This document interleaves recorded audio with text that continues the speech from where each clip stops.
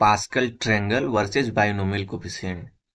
तो सबसे इम्पोर्टेंट चीज़ ये है कि ये हम लोग पढ़ेंगे क्यों। तो पास्कल ट्रायंगल और बाइनोमियल कोफिशिएंट, ये दोनों कॉन्सेप्ट जो है, ये किसी भी A plus B to the power N type के एक्सप्रेशन को एक्सपेंड करने में हेल्प करता है। और ये हेल्प कैसे करता है? A plus B to the power N type के किसी भी एक्सपेंशन में जो उसके कोफिशिएंट आते हैं, हर टर्म के जो भी कोफिशिएंट हैं, उन कोफिशिएंट को फाइंड आउट करने में पास्कल ट्रायंगल का यूज किया जाता है, मतलब पास्कल ट्रायंगल का यूज किया जाता है, या फिर बाइनोमियल कोफिशिएंट का यूज कर सकते हैं। दोनों टेक्निक से आप क्या कर सकते हैं, किसी भी A plus B to the power N type के एक्सपेंशन में उसके जो कोफिशिएंट है उसको फाइंड आउट करने में इनका यूज कर सकते हैं। तो आइए सबसे पहले देखते हैं कि पास्कल ट्रायंगल क्या होता है। तो पास्कल ट्रायंगल का जो स्ट्रक्चर होता है वो बनाया कैसे जाता है, आइए देख लेते हैं। तो सबसे पहले हमें क्या करना होता है, कहीं भी एक बीच में एक पहले वन लिखना होता है। जैसे मैंने यहाँ पे वन लिख दिया, उसके बाद फिर क्या करना होता है, जो मैं बेस तैयार कर रहा हूँ उसके बाद कैसे बनता है वो भी बताऊंगा। तो सबसे पहले बेस में बीच में वन लिखना होता है, फिर उसके डायगोनल में भी एक वन हमें लिखना होता है, फिर उसके डायगोनल में एक वन लिखना होता है। तो ये हो गया बेस। उसके बाद आगे ये कैसे स्ट्रक्चर तैयार होता है वो देख लेते हैं।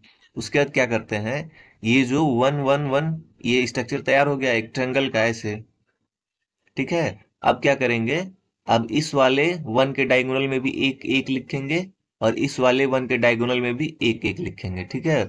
उसके बाद क्या करेंगे, ये जो दोनों ऊपर लेफ्ट साइड में जो वन है, इन दोनों का सम इस थर्ड रो के बीच में लिख देंगे, ठीक है। क्या करेंगे, इसके डायगोनल में एक वन इधर, इसके डायगोनल में एक वन इधर, और इन दोनों का जो सम है, इन दोनों का जो सम है, ये थर्ड वाले रो के बीच में लिख देंगे, ठीक है। तो ये हो जाएगा इन दोनों का सम।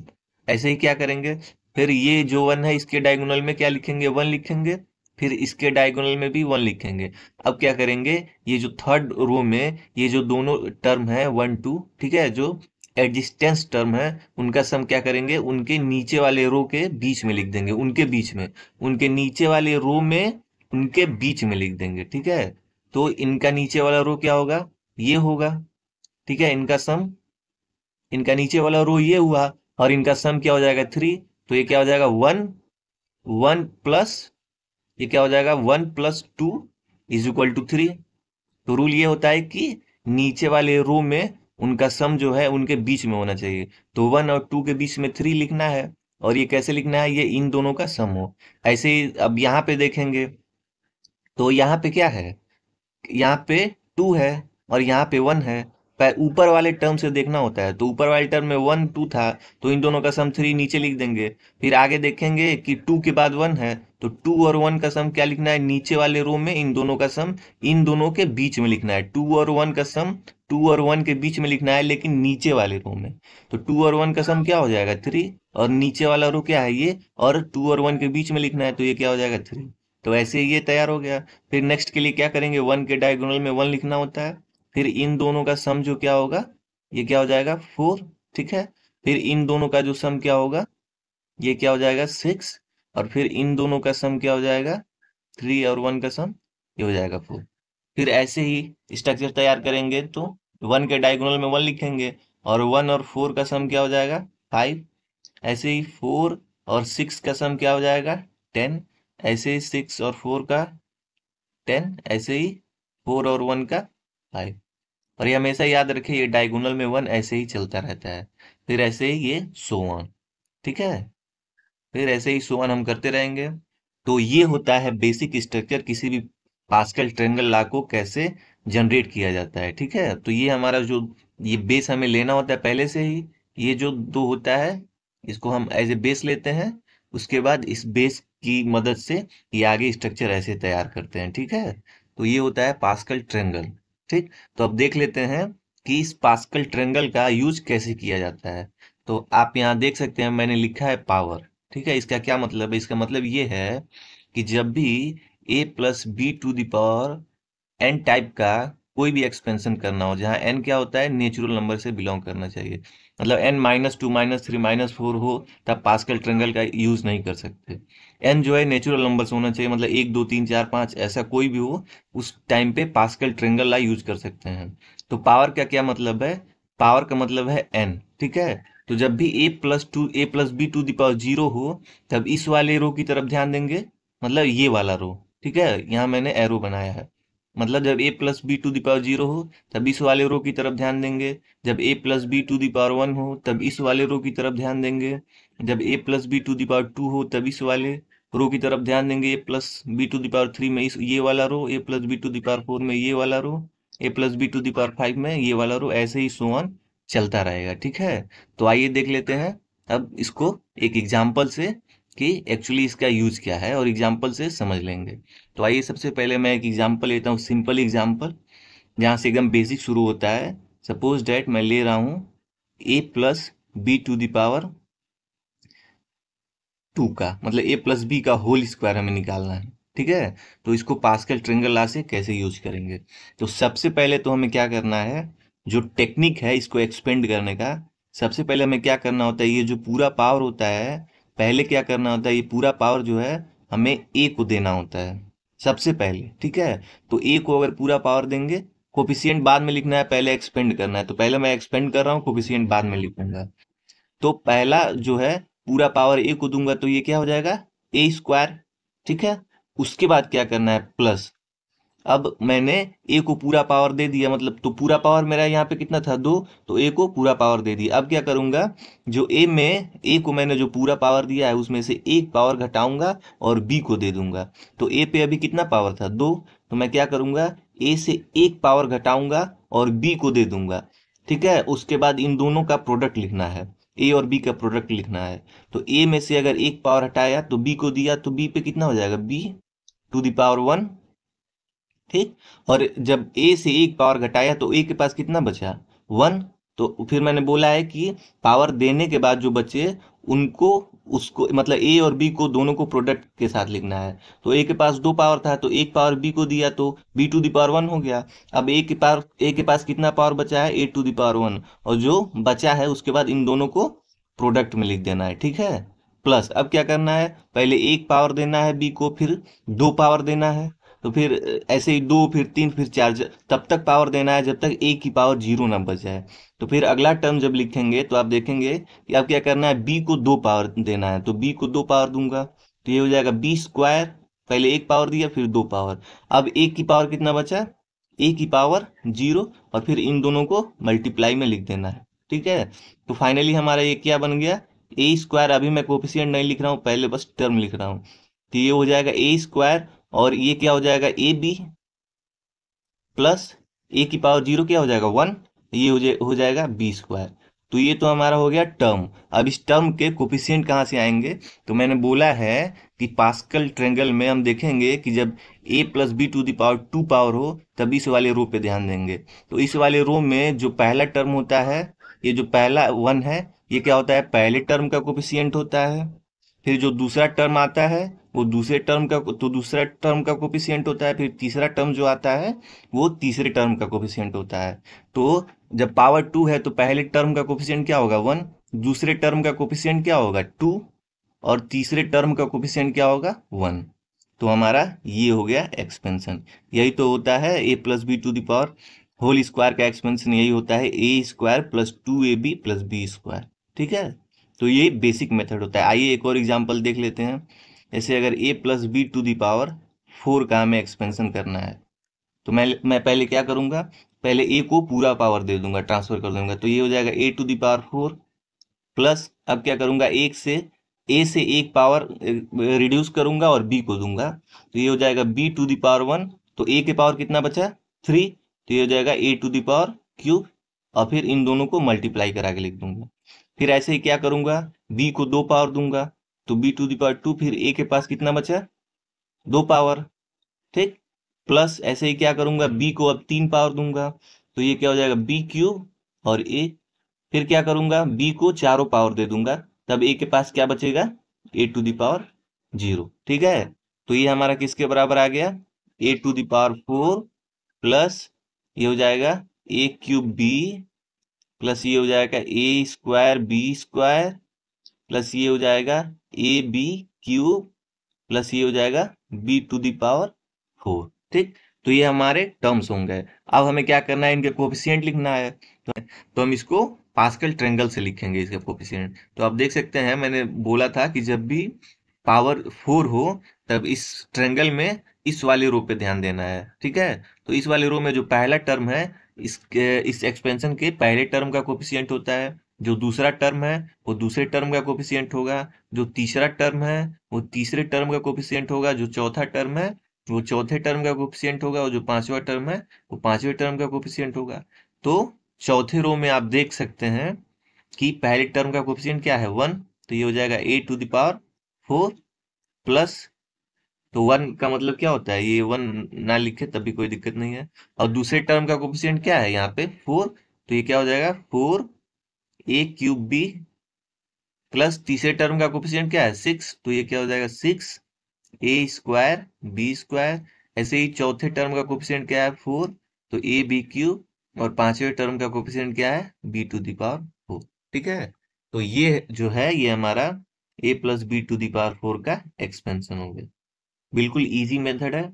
ऐसे किसी भी अगर आप चाहें तो a प्लस b⁴ 9 का भी एक्सपेंशन निकाल सकते हैं, ठीक है। a⁴ 10, 100, 25 जो भी आपको मन करे उसका एक्सपेंशन आप पास्कल ट्रायंगल से कर सकते हैं। तो ये बिल्कुल इजी मेथड है। अब आइए देख लेते हैं कि अगला बाइनोमियल कोफिशिएंट क्या होता है।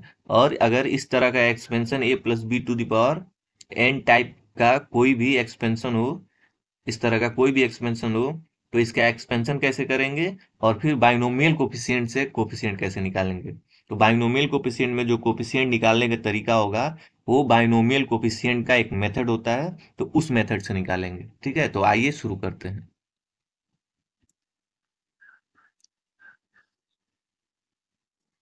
देख लेते हैं कि बाइनोमियल कोफिशिएंट से किसी भी a प्लस b⁴n टाइप का कोई भी एक्सप्रेशन है, कोई भी एक्सपेंशन है, तो बाइनोमियल कोफिशिएंट से इसका एक्सपेंशन करके इसके जो कोफिशिएंट है वो कैसे निकालते हैं। तो इसका जो तरीका होता है वो तरीका होता है, अगर जो कोफिशिएंट होते हैं, कोफिशिएंट जो होते हैं उनको निकालने का तरीका होता है, इक्वल टू होते हैं फैक्टोरियल n अपान k⁴ इंटू n-k पूरे का फैक्टोरियल, ठीक है। वेयर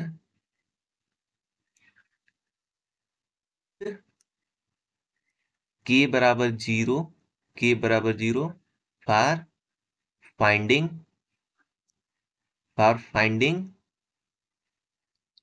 कोफिशिएंट ऑफ फर्स्ट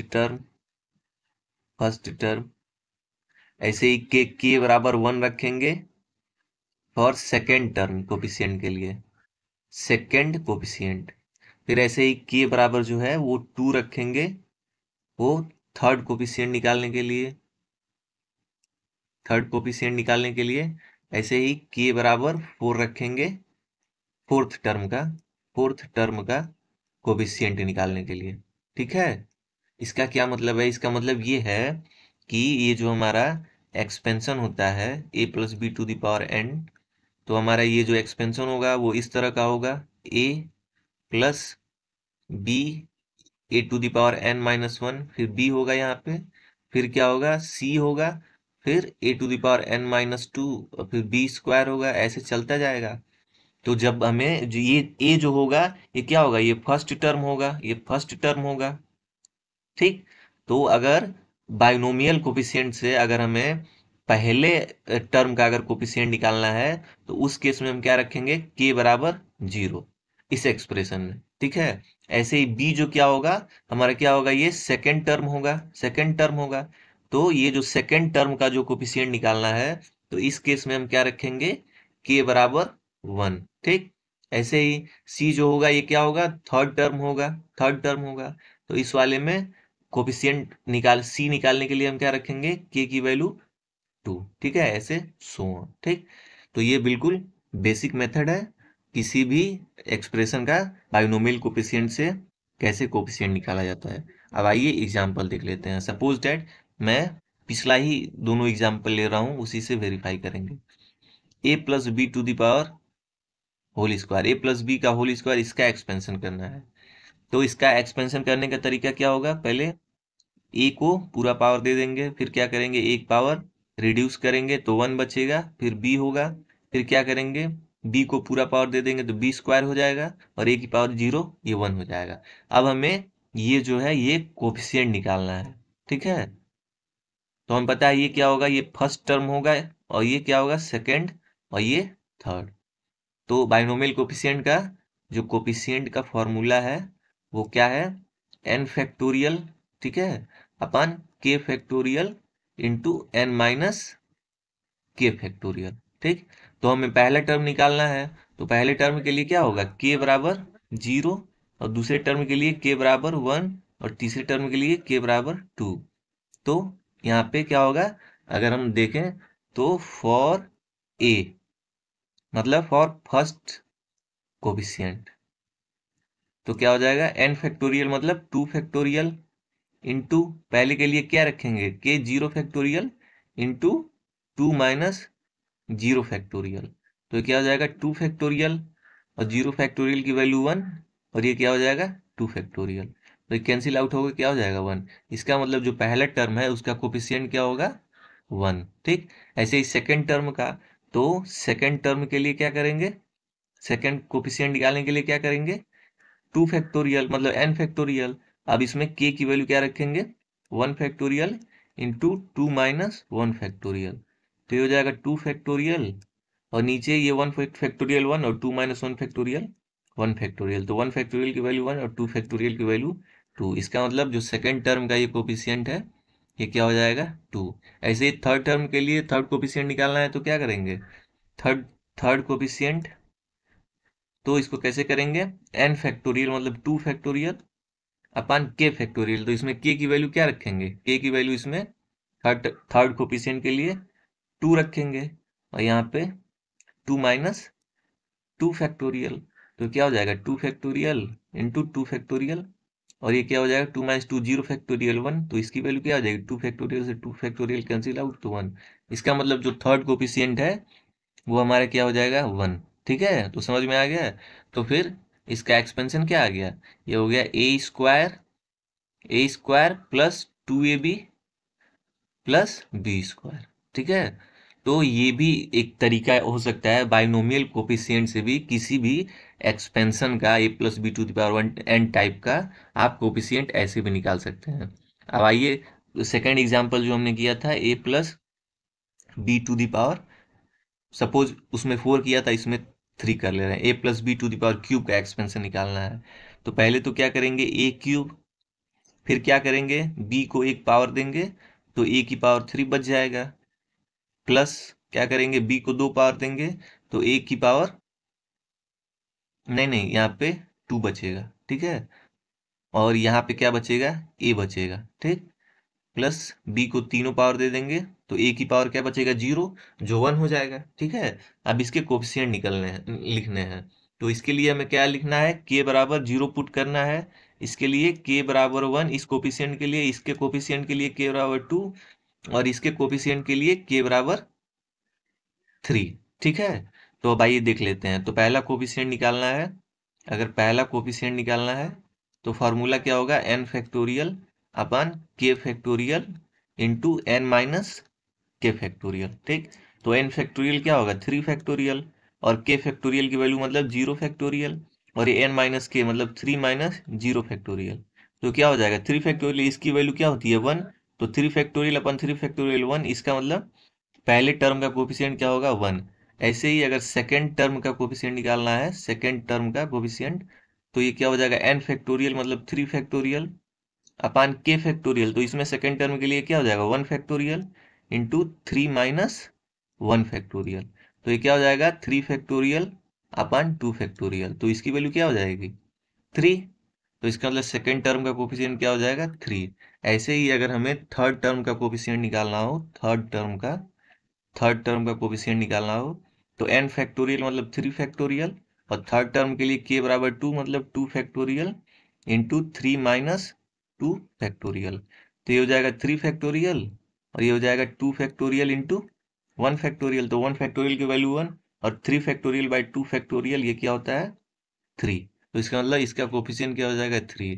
ऐसे ही फोर्थ कोफिशिएंट निकालने के लिए क्या करना पड़ेगा 3 फैक्टोरियल अपन इसमें के की वैल्यू क्या रखनी पड़ेगी 3, तो 3 फैक्टोरियल इंटू 3 माइनस 3 फैक्टोरियल, तो ये हो जाएगा 3 फैक्टोरियल अपन 3 फैक्टोरियल, ये क्या हो जाएगा 0 फैक्टोरियल, 0 फैक्टोरियल की वैल्यू 1, तो इसका मतलब इसकी वैल्यू क्या हो जाएगी 1, इसका मतलब इसका जो ये वाला कोफिशिएंट होगा उसकी वैल्यू क्या होगी 1। ठीक है, तो इस इम्प्लाइज दैट ये क्या हो जाएगा A cube plus 3 a² b plus 3 ab² plus B cube, यही एक्सपेंशन होता है, हमें पता है कि a+b³ का एक्सपेंशन यही आता है। तो आप इसको पास्कल ट्रेंगल लॉ से भी कर सकते हैं या बाइनोमियल कोफिशिएंट से भी कर सकते हैं, आपको जो भी तरीका इजी लगे उस तरीके से आप इसके एक्सपेंशन का क्या है कोफिशिएंट निकाल सकते हैं। ठीक है, तो this is the basic method for expanding a+b to the power n, where n belongs to natural number. Okay, thank you.